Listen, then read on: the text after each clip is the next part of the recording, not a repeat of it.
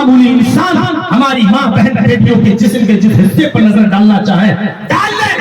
اس سے بھی آگے بڑھ کر اسی جلسے میں جلسے کے باہر لگے ہوئے میلے میں چلے جائیے جس کے بھی جسم کو دیکھنا ہو دیکھ سکتے ہو. جلیبی کی دکانوں پر, چوڑیوں کی دکانوں پر, بیلون کی دکانوں پر ایسا منظر نظر آ رہا ہے جیسے کتیا کے پیچھے دھوکتے لگے. والذین هم لأماناتهم وعهدهم راعون, اور جو امانتوں کا پاس و لحاظ رکھتے ہیں اور وعدے کا خیال رکھتے ہیں. والذین هم علی صلاتهم حافظون, اور جو اپنی نمازوں کی حفاظت کرتے ہیں. اولئک هم الوارثون الذین یرثون الفردوس هم فیہا خالدون. یہی لوگ تو وارث ہیں, یہی لوگ تو جانشین ہیں, یہی لوگ تو وارث ہیں. کس کے وارث ہیں؟ الذین یرثون الفردوس, جنت الفردوس کے وارث ہیں. یہی لوگ تو جنت الفردوس میں جائیں گے اور اس میں ہمیشہ رہیں گے. پتہ یہ چلا کہ مومن جنتی ہے. اب اس کے بعد دوسری قسم کیا ہے؟ کافر. اور کافر کے بارے میں کیا حکم ہے؟ ان الذين كفروا سواء عليهم أأنذرتهم أم لم تنذرهم لا يؤمنون. اے محمد صلی اللہ علیہ وسلم, جن لوگوں نے کفر کیا ہے, جو کافر ہیں, آپ کا ان کو سمجھانا اور نہ سمجھانا, آپ کا ان کو ڈرانا اور نہ ڈرانا دونوں برابر ہے. أأنذرتهم أم لم تنذرهم, آپ ان کو ڈرائیں یا نہ ڈرائیں, لا يؤمنون, وہ ایمان نہیں لائیں گے. کیوں نہیں لائیں گے؟ ختم اللہ علی قلوبہم وعلی سمعہم. اللہ رب العالمین کہتا ہے ہم نے ان کے دلوں پر مہر لگا دی ہے. ختم اللہ علی قلوبہم, ان کے دلوں پر مہر لگا دی. وعلی ابصارہم غشاوہ, ان کی آنکھوں کے سامنے ہم نے پردے ڈال دیے, کانوں کو بہرا کر دیا. وعلی سمعہم, ہم نے ان کے کانوں پر بھی مہر لگا دی ہے. غور کرو, ہم نے ان کے دلوں پر, وعلی سمعہم, اور ان کے کانوں پر ہم نے مہر لگا دی, مہر. وعلی ابصارہم غشاوہ, اور ان کی آنکھوں کے سامنے پردے ڈال دیے. جب پردہ پڑ جائے تو پردے کے پیچھے کی حقیقت نظر نہیں آتی. کبھی کبھی آنکھوں میں پردہ ڈال دیا جاتا ہے. جادوگر کا جادو دیکھا ہے نا, کیا کرتا ہے؟ کہتے ہیں ارے اس نے آنکھیں باندھ دی, وہی تو آنکھوں کا پردہ ہوتا ہے. کبھی تھوڑی دیر کے بعد آپ دیکھیں کہ جادوگر کیا کرے گا, زمین سے مٹی اٹھائے گا, ہاتھ پہ رکھے گا, لاٹھی گھمائے, مٹھی کھولے گا, 1 روپیہ بن گیا. غور کرو, مٹی اٹھائی زمین سے آپ کی آنکھوں کے سامنے, اور جب مٹھی کھولی تو روپیہ. حالانکہ وہ مٹی ہی ہے, ہماری آنکھوں پہ پردہ پڑ گیا ہے, ہمیں دکھائی نہیں دے رہی ہے حقیقت. اگر مٹی کا روپیہ بنانا وہ جانتا ہوتا تو کھیل ختم کرنے کے بعد ہم سے اور آپ سے 1 اور 2 5 روپے کی بھیک نہیں مانگتا.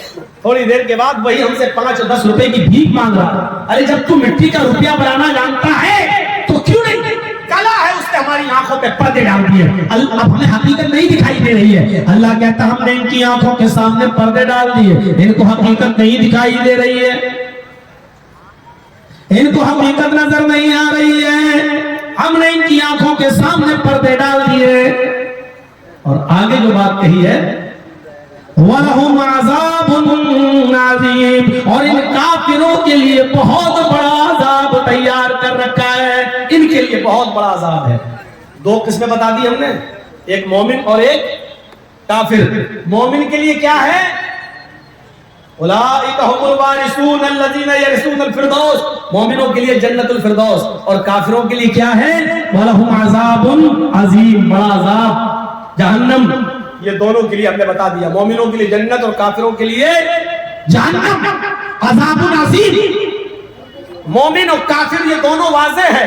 ہم نے جو تیسری قسم کا ذکر کیا ہے یہ نہ مومن ہے نہ کافر ہے. اللہ نے کیا کہا؟ یہ اپنی زبانوں سے کہیں گے ہم ایمان لائے, یہ اپنی زبانوں سے کہیں گے ہم قیامت کو مانتے ہیں, قیامت آئے گی اس پر یقین ہے, رسولوں پر یقین ہے, فرشتوں پر یقین ہے. اللہ کہہ رہا ہے کہ وہ کہیں گے اپنی زبانوں سے کہیں گے, اور ان کے کہنے کی وجہ سے آپ ان کو کافر نہیں کہہ پاؤ گے. ارے نہیں اللہ کو مانتا ہے, ارے نہیں لا الہ الا اللہ پڑھتا ہے, ارے نہیں وہ نماز پڑھنے آتا ہے, ارے جمعہ ہی کے دن آتا ہے لیکن آتا ہے, ارے وہ کبھی کبھی مسجد میں آتا ہے لیکن آتا ہے. ارے ہم کافر نہیں کہہ سکتے. وہ اللہ کہہ رہا ہے کہ تیسری قسم کے لوگ بڑے خطرناک ہیں, ان کو کوئی آدمی جلدی کافر بھی نہیں کہہ سکتا اور بہت جلدی ان کو کوئی مومن بھی نہیں کہہ سکتا, اس لیے کہ یہ پانچوں وقت کے نمازی نہیں ہوتے, یہ تہجد گزار نہیں ہوتے, یہ اسلام کے اندر پورے کے پورے داخل نہیں ہوتے.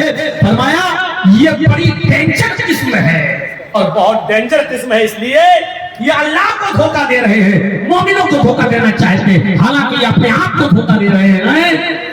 ان کے دلوں میں شک کی بیماری ہے, ہم نے اس بیماری کو اور زیادہ بڑھا دیا ہے. اور ان کے لیے اللہ نے کیا کہا؟ وَلَهُمْ عَذَابٌ عَلِيمٌ بِمَا كَانُوا يَكْذِبُونَ. کافروں کے لیے عذاب عظیم کہا اور ان کے لیے بھی عذاب کہا, لیکن کیا کہا؟ وَلَهُمْ عَذَابٌ عَلِيمٌ بِمَا كَانُوا يَكْذِبُونَ. اور ان کے لیے دردناک عذاب ہے, ان کے لیے بڑا عذاب ہے کافروں کے لیے. اور ان کے لیے جو تیسری قسم کے لوگ ہیں جو کبھی کبھی نماز پڑھتے ہیں, کبھی کبھی مسجد میں آتے ہیں, جو کہتے ہیں کہ اللہ ہے, رسول ہے, نبی سب پر ایمان رکھتے ہیں, لیکن اس کے باوجود وہ مومن نہیں ہے. ان کے لیے کیا ہے؟ ان کے لیے عذاب ہے لیکن دردناک عذاب. عذاب علیم, علیم فعیل کے وزن پر اسم مبالغہ, یعنی ایسا دردناک عذاب, ایسا خطرناک عذاب, ایسا دہشتناک عذاب, ایسا تکلیف دہ عذاب جس کے بارے میں ان کے دماغوں نے سوچا نہیں ہوگا اور ان کی عقلوں میں نہیں آیا ہوگا, ان کی آنکھوں نے دیکھا نہیں ہوگا. ہم نے ان کے لیے ایسا دردناک عذاب تیار کر رکھا ہے, اس لیے کہ دنیا میں جھوٹ بولا کرتے ہیں. انسانیت کی تیسری قسم کو کہا جاتا ہے منافق. ان کی پہچان ہی یہی ہے. ان کی پہچان معلوم کیا ہے؟ اذا لقوا الذين آمنوا قالوا آمنا واذا خلوا الى شياطينهم قالوا انا معكم. اللہ نے ان کی پہچان بتا دی ہے. بیٹا بیٹھ کے بنا لو, بیٹھ جاؤ, نہیں مانو گے؟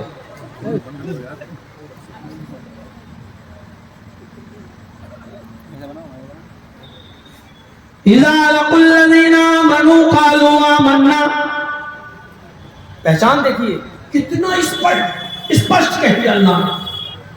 جب یہ مومنوں کے پاس آتے ہیں, جب یہ ہم سے اور آپ سے ملتے ہیں, مسلمانوں سے ملتے ہیں, قالوا آمنا, تو کہتے ہیں ہم تو مومن ہیں, ہم تو تمہارے بھائی ہیں, اٹھنا بیٹھنا ہمارے ساتھ, لیٹنا جاگنا ہمارے ساتھ, کاروبار ہمارے ساتھ, کھانا بزنس ہمارے ساتھ, سب کچھ ہمارے ساتھ. یعنی نمازیوں کے پاس, مومنوں کے پاس آتے ہیں تو کیا کہتے ہیں؟ ہم تو مومن ہیں. قالوا آمنا, ہم تو ایمان لائے, ہم تو آپ کے ساتھی ہیں. وَإِذَا خَلَوْا إِلَىٰ شَيَاطِينِهِمْ قَالُوا إِنَّ مَعَكُمْ. اور جب یہ اپنے چیلوں کے پاس جاتے ہیں, اپنے یار دوستوں کے پاس جاتے ہیں, اپنے ہی جیسے بے نمازیوں کے پاس, اپنے ہی جیسے اڑیل لوگوں کے پاس جاتے ہیں تو کہتے ہیں اِنَّ مَعَكُمْ, ہم تو تمہارے ساتھ ہیں. إِنَّمَا نَحْنُ مُسْتَهْزِئُونَ, ہم تو مذاق کر رہے تھے. ایسی قسم نہیں دیکھنے کو ملے گی. ہمارے پاس, مومنوں کے پاس آئیں تو کہیں ہم مومن ہیں, اور اپنے چیلوں کے پاس جائیں تو کہیں ہم تو تمہارے ساتھ ہیں. قالوا إِنَّ مَعَكُمْ, ہم تو تمہارے ساتھ ہیں. إِنَّمَا نَحْنُ مُسْتَهْزِئُونَ, ہم تو استہزاء کر رہے تھے, مذاق کر رہے تھے. یہ منافق کی بہت بڑی تیسری قسم ہے. منافق کو چین نہیں ملتا. آج میں آپ کو یہی میسج دینا چاہتا ہوں کہ آج اس جلسے میں جب تک میں تقریر کروں, آپ سے ہر آدمی یہاں جو بیٹھا یہ غور کرے کہ ہم مومن ہیں یا کافر تو نہیں کہہ سکتا ہوں, یا منافق. مومن ہے یا منافق, کہیں نفاق کی علامتیں تو ہمارے اندر نہیں پائی جاتی ہیں. منافق بڑا بے چین ہوتا ہے, اس کو چین و سکون نہیں ملتا ہے, کبھی یہ صحیح کبھی یہ صحیح, کبھی ادھر آتا ہے. ارے مومن اگر ہوگا تو اس کا دل نماز کی طرف لگا ہوگا, رجل قلبه معلق فی المساجد، ایک اذان ہوئی، نماز پڑھ کے آیا ظہر کی، کام کرتا جا رہا ہے اور دماغ لگا ہوا ہے اللہ کا عصر کا وقت ہو، میں عصر کی نماز پڑھنے جاؤں۔ عصر کی نماز پڑھ کے آیا، کام کر رہا ہے، اللہ کا مغرب کا وقت ہو، بار بار گھڑی دیکھتا ہے، بار بار آسمان کی طرف دیکھتا ہے، کب نماز کا وقت ہو میں نماز کے لیے جاؤں۔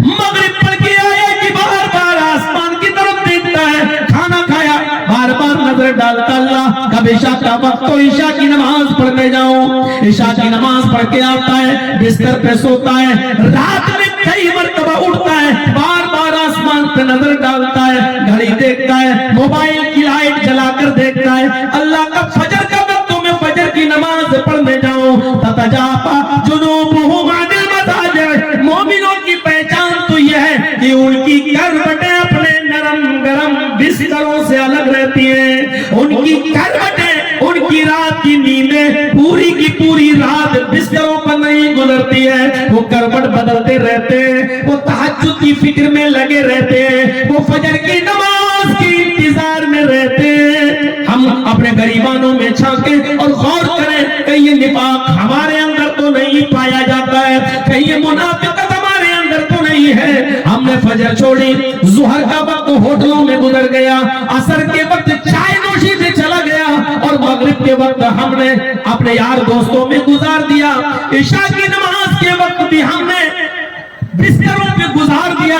ہم نے نہ فجر پڑھی، نہ ظہر پڑھی، نہ عصر پڑھی، نہ مغرب پڑھی، اور ہم بستر پہ گئے تو کیسے ہمیں نیند آ گئی، کیسے ہمیں نیند آ گئی۔ فرمایا آیات اللہ اذا سیت فلا تنتظر الصباح، آیات اللہ جب رات ہو جایا کرے بستر پہ سونے جایا کرو تو صبح کا انتظار مت کیا کرو، پتہ نہیں صبح تم اٹھو گے تو مردہ کہلاؤ یا زندہ کہلاؤ۔ وَإِذَا أَصْبَحْتَ فَلَا تَنتَظِرِ الْمَسَاءَ، اے عبداللہ جب صبح بستر پر زندہ اٹھو تو رات کا انتظار مت کیا کرو، پتہ نہیں رات میں تمہارا شمار مردوں میں ہو یا زندوں میں ہو۔ مومن وہ ہوتا ہے جس کو ایک گھنٹے کا بھی انتظار نہیں ہوتا ہے، مومن وہ ہوتا ہے جو شام کا انتظار نہیں کرتا ہے، مومن تو وہ ہوتا ہے کہ جو جب بھی نماز پڑھتا ہے وہ اس کو اپنی زندگی کی آخری نماز سمجھ کر پڑھتا ہے کہ اب اس نماز کے بعد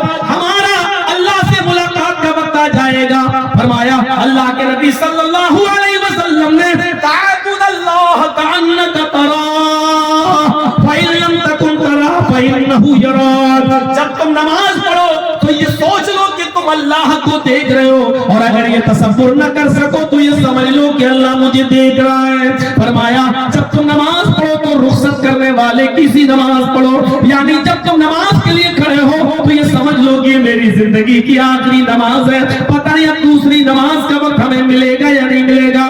جب تم اس نماز کو اپنی زندگی کی آخری نماز سمجھو گے تو اس کو اچھی طریقے سے پڑھو گے اور اپنے رب کو منانے کی کوشش کرو گے، اس میں جلد بازی نہیں ہوگی، اس میں کوے کی چونچیں نہیں ہوگی، اس میں اٹھا پٹک نہیں ہوگی، اس میں ایکسرسائز نہیں ہوگی، اس میں کثرت نہیں ہوگی، اس کے اندر ٹھہراؤ ہوگا، خشوع ہوگا، خضوع ہوگا، اور اس کے اندر ملائمیت ہوگی، نرمی ہوگی، اور اپنے رب سے مناجات اور گفتگو ہو رہی ہوگی۔ میرے بھائیوں اس چیز کو یاد رکھیے، مومن آج کی تقریر میں ہم ایک احساس پیدا کرانا چاہتے ہیں کہ ہم اور آپ سب یہ سوچیں کہ ہم مومن ہیں بھی یا نہیں۔ مثل المنافق كالشاة العائرة بين الغنمين تعير إلى هذه مرة وإلى هذه مرة، منافق تو اس پریشان بکری کی طرح ہوتا ہے۔ آپ لوگ گاؤں اور دیہات کے لوگ ہیں، آپ لوگ اچھی طرح جانتے ہوں گے جب آپ کے ہاں کوئی بکری ہوتی ہے، بکری جب وہ گرم ہو جاتی ہے اور اس کو بکرے کی تلاش ہوتی ہے تو کیا کرتی ہے؟ وہ بکروں کا دو ریوڑ ہو یا دو بکرے ہو تو اس کا دل مطمئن نہیں ہوتا ہے، وہ اس طرف جاتی ہے کبھی اس طرف جاتی ہے، اس کو سکون نہیں ملتا کسی ایک پر ادھر جائیں کہ ادھر جائیں، کبھی ادھر کبھی ادھر، کبھی ادھر کبھی ادھر۔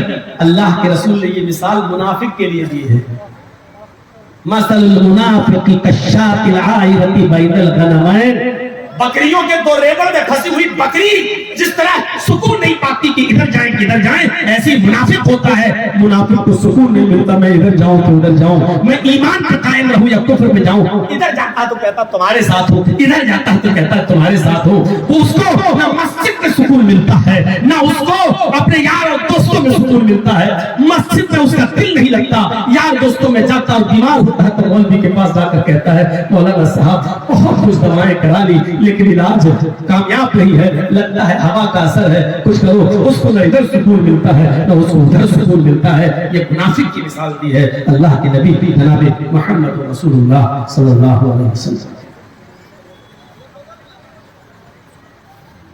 اور سنیے تین چیزیں ایسی بتا دی، آئیے ہر آدمی غور کرے، پائی تو سمجھ جاتی ہے، اس میں مولوی بھی بچے ہوئے نہیں ہیں، لیکن یہ تین چیزیں جس کے اندر ہیں وہ سوچ لے کہ وہ مومن ہے کہ نہیں ہے۔ اللہ کے نبی صلی اللہ علیہ وسلم نے فرمایا آیت المنافقی ثلاث، اذا حدث کذب واذا وعد اخلف واذا اؤتمن خان۔ ذرا غور کیجئے، یہ تین چیزیں جس کے اندر پائی جائیں گی وہ کون ہے؟ منافق۔ یہ حدیث بخاری میں بھی ہے، مسلم میں بھی ہے، لیکن امام مسلم نے تھوڑا سا زیادتی کی ہے۔ وَزَعَمَ أَنَّهُ مُسْلِمٌ وَإِنْ صَامَ وَصَلَّى وَزَعَمَ أَنَّهُ مُسْلِمٌ۔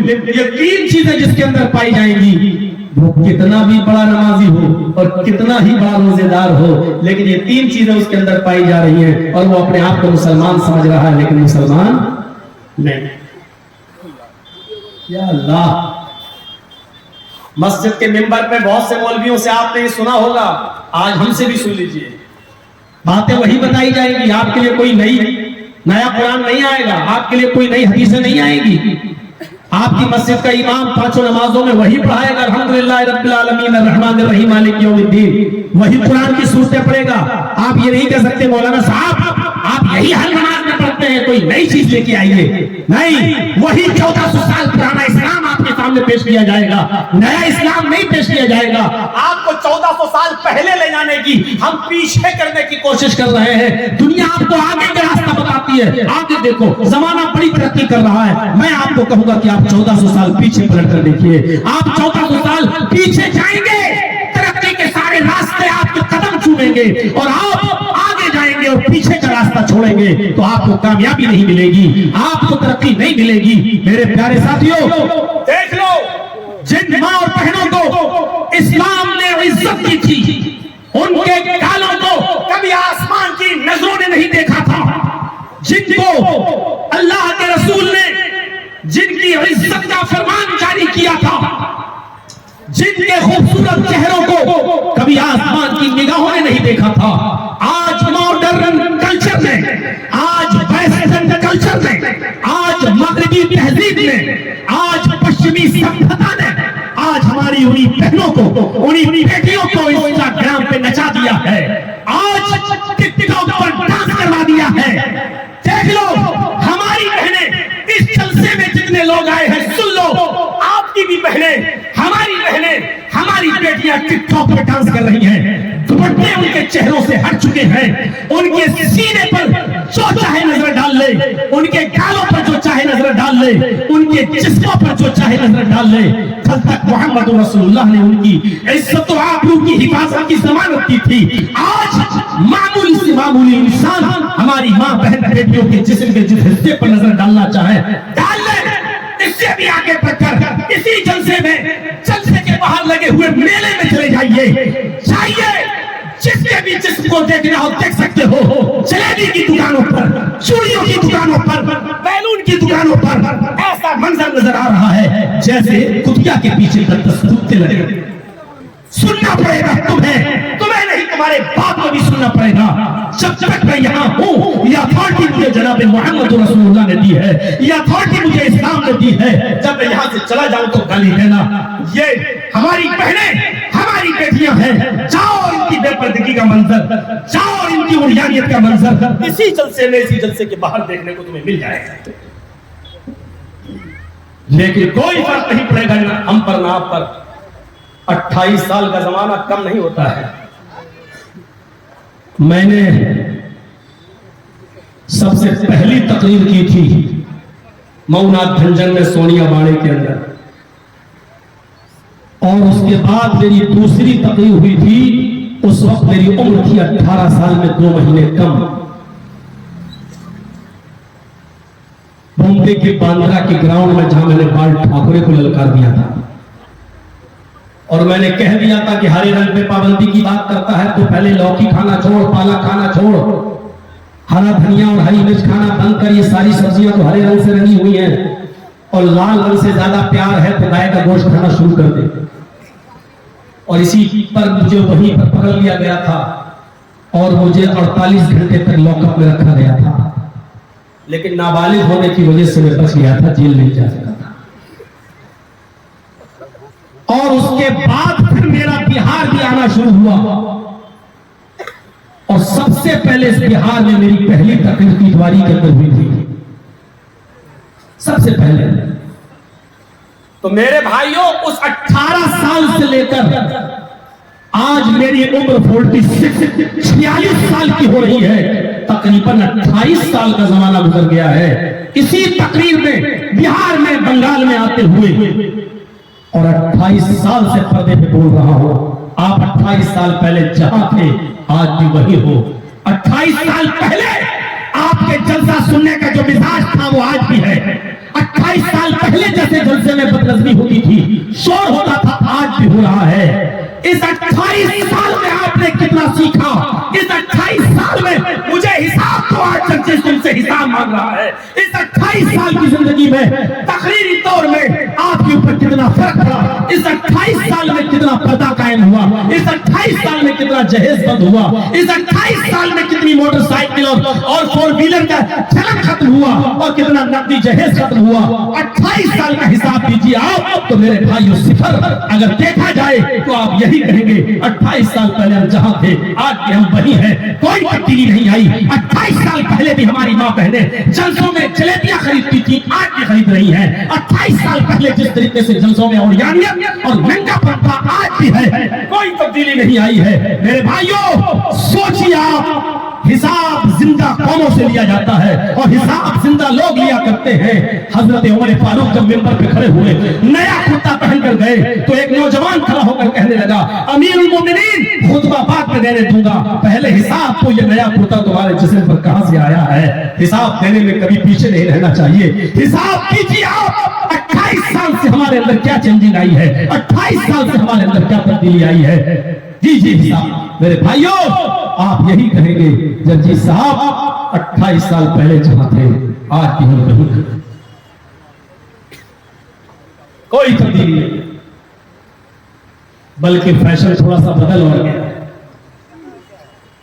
मामला थोड़ा सा बदल और गया है। बजाय थोड़ा बहुत पर्दा पैदा होने के, अब तो इंस्टाग्राम पे, टिकटॉक पे वीडियो बनने लगी है, अब तो व्हाट्सएप पर चैटिंगें होने लगी है, अब तो गुफ्तगू बहुत ज्यादा आगे बढ़ गई है। अब तो हालात ये है कि रोना आता है कि महाराष्ट्र की 3 लाख लड़कियों ने महाराष्ट्र की कोर्ट में ये एप्लीकेशन दे रखी है कि मैं फला फला गैर मुस्लिम लड़के के साथ शादी करना चाहती हूँ, लिहाजा मैं अपनी मर्जी से उस लड़के को पसंद करती हूँ। अगर मेरी शादी के दिन मेरा बाप या मेरा भाई इंटरफियर करे तो मैं बालिग हो चुकी हूँ, मेरे बाप की और मेरे भाई की बात न मानी जाए और उस गैर मुस्लिम लड़के से मेरा निकाह कर दिया जाए। आप कहाँ हैं? 28 साल का हिसाब आप क्या देंगे? ये तब्दीली आई है कि 3 लाख लड़कियां गैर मुस्लिमों से सिर्फ महाराष्ट्र में शादियां करने के लिए तैयार है, रेडी है, बैठी हुई है। इतने मदरसे, इतनी मस्जिदें, इतने मौलवी, मिंबरों पे होने वाले खुतबे, 28 साल की पूरी तकरीरों का रिकॉर्ड, क्या तब्दील हुआ है, क्या बदला है, क्या चेंजिंग आई है। जब हम अपनी मुस्लिम लड़कियों के लिए जहेज खत्म करके मुस्लिम लड़के तलाश नहीं कर पाए, हम कहां पहुंचे हैं। और यकीन नहीं आता है तो जाओ जरा मऊनाथ भंजन की सरजमीन पर, एक आलिमा लड़की, मऊ से फारिग लड़की, कुरान पढ़ी हुई लड़की, तफसीर पढ़ी हुई लड़की, बुखारी और मुस्लिम हदीसें पढ़ी हुई आलिमा की डिग्री ली हुई लड़की शादी नहीं हुई, फारिग होकर आई और मऊ के कॉन्वेंट स्कूल में पढ़ाने लगी। 10-12 हजार रुपए महीने में उसकी नौकरी लग गई और कॉन्वेंट स्कूल में पढ़ाते पढ़ाते उसको एक गैर मुस्लिम लड़के के साथ इश्क हो गया, प्यार हो गया और मामला ही प्यार का इतना बढ़ गया कि उस लड़की ने आलिमा होकर, फाजिला होकर, कुरान और हदीस पढ़ने के बाद भी उस आलिमा लड़की ने एक हिंदू लड़के के साथ मंदिर में जाकर अपने मांग में सिंदूर लगाकर हिंदू रस्म और रीति के मुताबिक निकाह कर लिया है, शादी कर ली है। उसके बाप ने उसके लिए अपने घर के दरवाजे बंद कर दिए हैं। ये आलिमा लड़कियों का हाल है।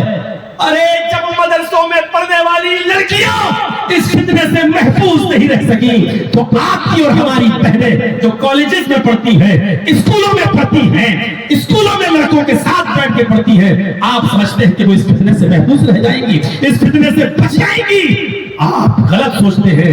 आप भाई हैं इसलिए आपको अपनी बहन पर भरोसा है, आप बाप हैं इसलिए आपको अपनी बेटी पर भरोसा है। लेकिन हजरत जकरिया ने तो अपने मरियम से भी पूछ लिया, अन्ना लकी हाज़ा, आए मरियम ये बेमौसम फल तेरे पास कहां से आए? हजरत मरियम ने जवाब दिया, क़ालत हुवा मिन इंदिल्लाह, ये अल्लाह की तरफ से है, किसी लड़के ने मुझे नहीं दिया।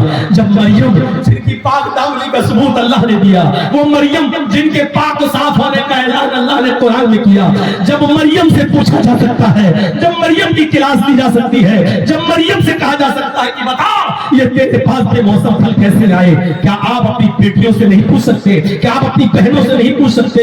इस मोबाइल में तो बैलेंस नहीं था, फिर फोन कैसे जा रहा है? इस मोबाइल में तो सिर्फ इनकमिंग था, इसमें आउट गोइंग नहीं, इसमें तो 5 नंबर थे, माँ का, बेटी का, बहन का, भाई का, बाप का, फिर 6ठा नंबर इस मोबाइल में कहां से आया? मेरी बेटी, तुम बेटी हो, तुम्हें एंड्रॉइड मोबाइल की क्या जरूरत? तुम्हें